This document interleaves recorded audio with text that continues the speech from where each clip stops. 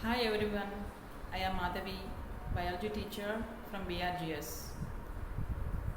I am going to teach a lesson, life process. Today's topic is heterotrophic nutrition. What is heterotrophic nutrition? Animals that depend on other plants or other animals for their nutrition are called heterotrophs. This type of nutrition is called as heterotrophic nutrition. In heterotrophic nutrition, there are three types: holozoic, saprophytic, parasitic. In holozoic nutrition, animals take in solid food and break down it inside the body. Example, amoeba, animals, and human beings also come in this holozoic nutrition. Saprophytic nutrition. Organisms feed on dead decaying matter. Example, fungi. Parasitic nutrition. Parasites live inside or outside other organisms and derive nutrition from it. Example, cuscuta, ticks, etc. What is digestion? Digestion, it is a process of breaking down of complex food in simpler form in order to absorb nutrients. The system consists mouth, esophagus, stomach, small intestine, large intestine, rectum, anus. These are joined together in a long tube called alimentary canal. Nutrition. In the nutrition, there are 5 processes in digestion: ingestion, digestion, absorption, assimilation, addition. What is ingestion? Taking in food. Digestion, breaking down of complex food substances into smaller soluble food substances. Absorption means digested food is absorbed into body cells. Assimilation, this absorbed food is used to provide energy or form new protoplasm. Addition, removal of undigested food. Each organism is adapted to its environment. The form of nutrition depends on the type of food as well as how it is obtained by the organism. For example, a deer gets its nutrition from grass, and the tiger in turn feeds on the deer. Animals that depend on plants or other animals for their nutrition are called heterotrophs. This type of nutrition is called heterotrophic nutrition.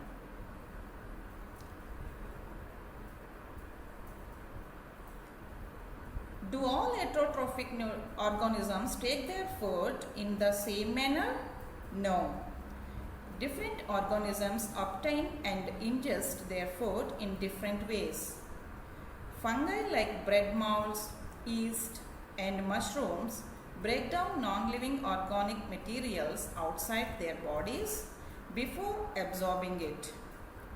Parasites like cuscuta, orchids, ticks, lice, liches, and tapeworms get their food from living host plants or animals without actually killing them. Let's see how animals take in complex food and break it into simpler forms inside their bodies. Unicellular organisms like amoeba and paramecium do not have any special organs for the process of nutrition. They absorb food through their body surface. An amoeba feeds on microscopic animals that live in water. When an amoeba wants to take in a food particle, it encircles the food with pseudopodia and the food is enclosed in a food vacuole. The food in the food vacuole is digested by lactic enzymes. The digested food diffuses into the body of the amoeba, whereas the undigested food is thrown out. Unlike an amoeba, a paramecium is slipper shaped with cilia on its surface. Food is taken in a specific spot on the body. When a paramecium wants to take in food, its cilia pushes the food particle towards the entry point of the food tube. Inside the body, the food enters a food vacuole where it is broken down into simpler forms. Simple molecules are absorbed and waste materials is thrown out. Multicellular organisms have specialized and complex organs for digestion, which form a digestive system. In the digestive system, food is taken in, broken down into a simpler form and absorbed. The waste material is thrown out. This process of breaking down of complex food material into simpler form is called digestion. This digested food is absorbed by the body cells that provide fuel to live, the energy to work, and the raw material to build new cells. The nutrition in human beings takes place through human digestive system. The human digestive system consists of organs as mouth, pharynx, esophagus, stomach, small intestine and large intestine. These organs together form the alimentary canal. Human digestive system also contains glands such as salivary glands, liver and pancreas. Nutrition in human beings include various steps. They are ingestion, digestion, absorption, assimilation and digestion. We will now describe the various steps of nutrition in human beings. Ingestion. The human beings have the special organ for the ingestion of food. It is called mouth. It is bounded by upper and lower lip. The food is put into the mouth with the help of hands. Digestion. Digestion of food starts as soon as we put food in our mouth. This happens as follows. The mouth cavity or buccal cavity contains teeth, tongue and salivary glands. The teeth cut the food into the small pieces, chew and grind it. So, teeth helps in physical digestion. Salivary glands present in our mouth produce saliva which mixes with the food while it is being chewed. The saliva contains a biocatalyst or an enzyme called amylase which digests the starch present in food into sugar called glucose. Tongue helps in mixing the food with saliva and pushes the food during swallowing. The slightly digested food in the mouth is swallowed by the tongue into a common passage for both respiratory and digestive tracts, that is pharynx. When food enters into pharynx, the muscles of pharynx contract to push the food into the esophagus or food pipe. At this time, the valve called epiglottis covering the windpipe closes. This prevents food entering the respiratory tract. From pharynx, the food is gulped down into the tube-like structure called esophagus. The esophagus is lined with muscles that contract and relax rhythmically. This pushes the food forward. This is called peristalsis. Peristalsis occurs all along the gut. The epithelial cells of esophagus also secrete mucus which lubricates the food. This helps in moving the food forward. The peristaltic movement of esophagus pushes the food into stomach. The stomach is a J-shaped organ present on the left side of the abdomen. The food entered is churned in the stomach for about 3 hours. During this time, the food breaks down into smaller pieces and forms a semi-solid paste. The stomach wall contains tubular glands in its walls.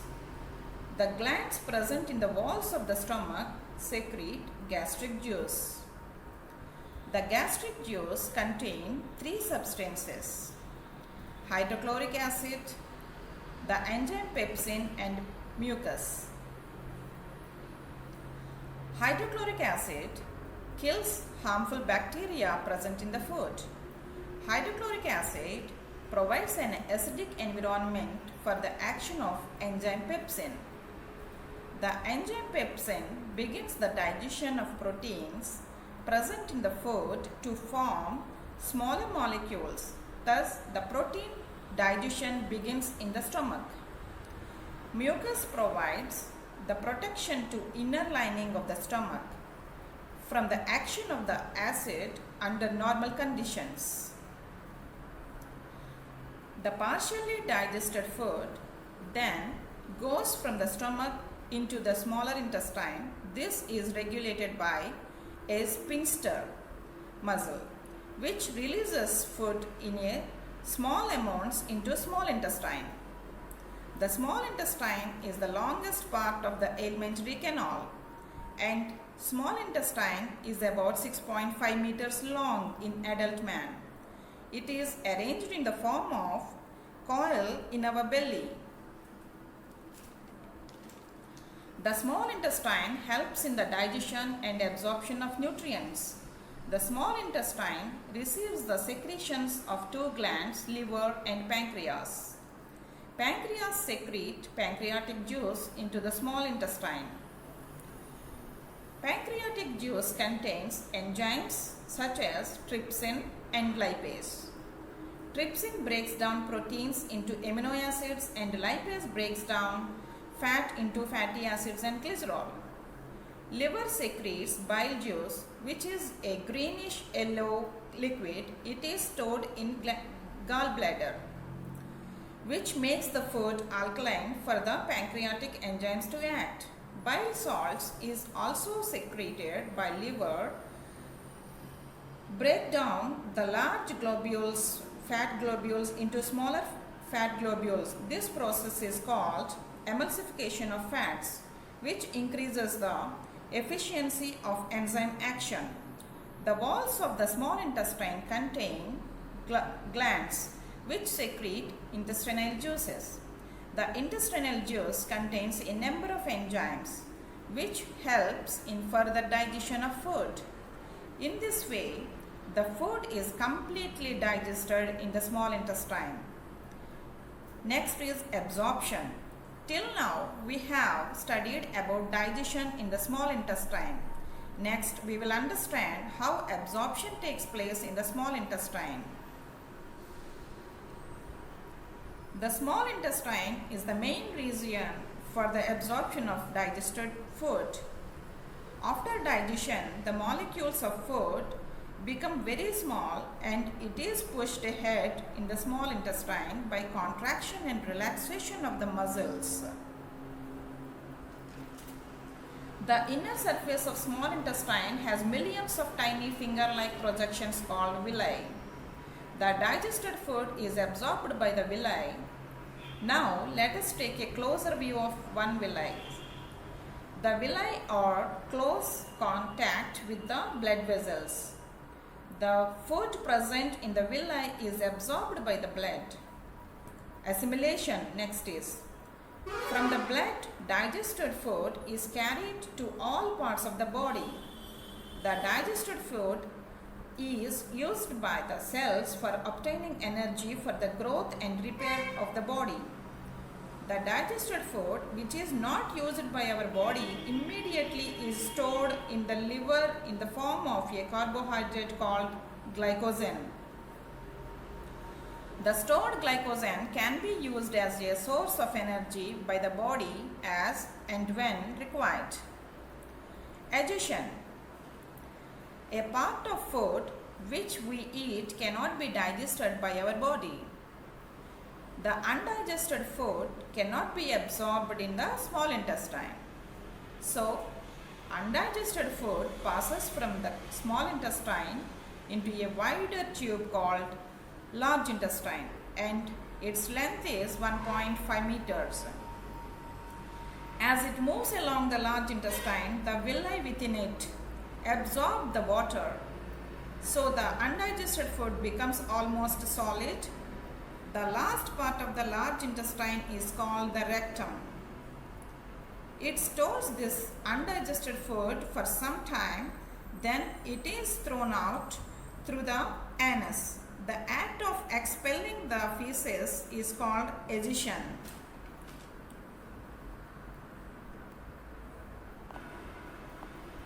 Since saliva contains enzymes, is it harmful for the teeth? Saliva contains buffering agents that protect the teeth from decay. When we eat something sugary, bacteria produce an acid that attacks the enamel in the teeth. This removes minerals like calcium and phosphate from the teeth and make them susceptible to decay, thereby forming plaque. Saliva contains minerals that are used to repair tooth decay. At the same time, the buffering agents in saliva neutralize the acids and prevent further decay. Appendix. Appendix is a small pouch-like structure. It does not have any function in our body, so it is a vestigial organ. So this is about the digestive system in human beings. So let's recall some of the important points.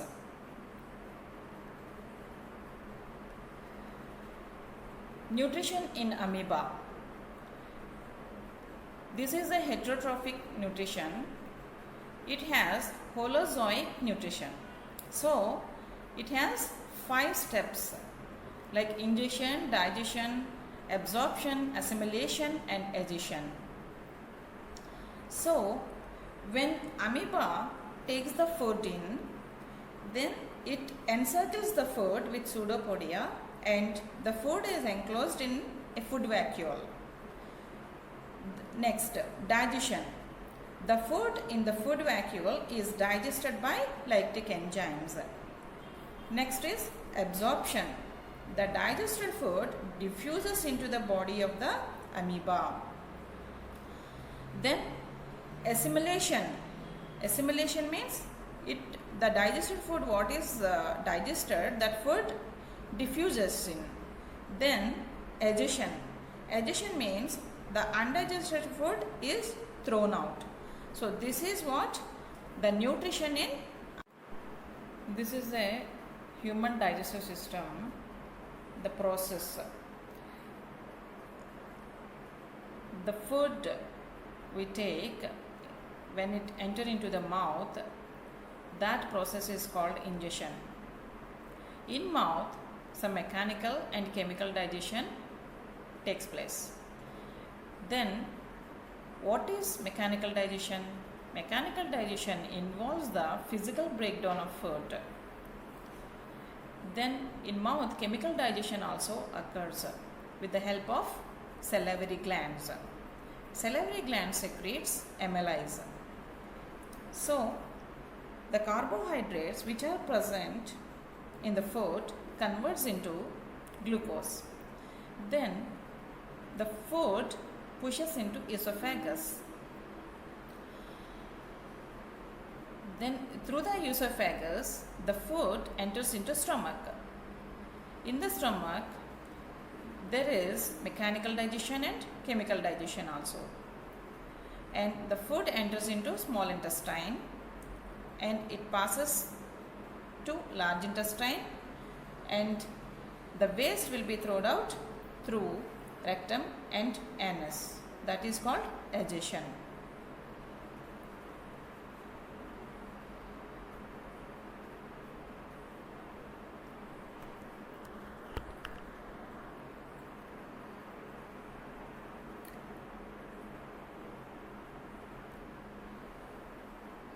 Points to be noted. Here some of the points means some of the tabular forms and easy to understand some of the pictures here given. So you can go through this and make some important notes out of this.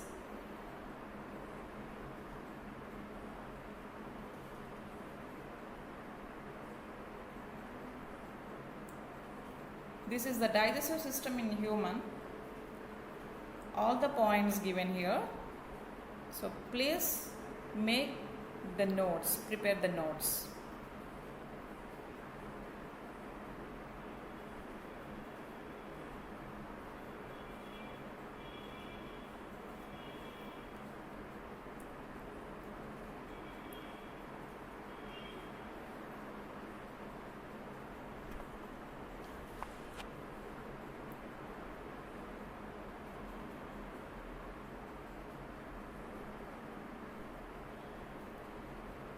Okay, thank you so much for watching. Have a good day.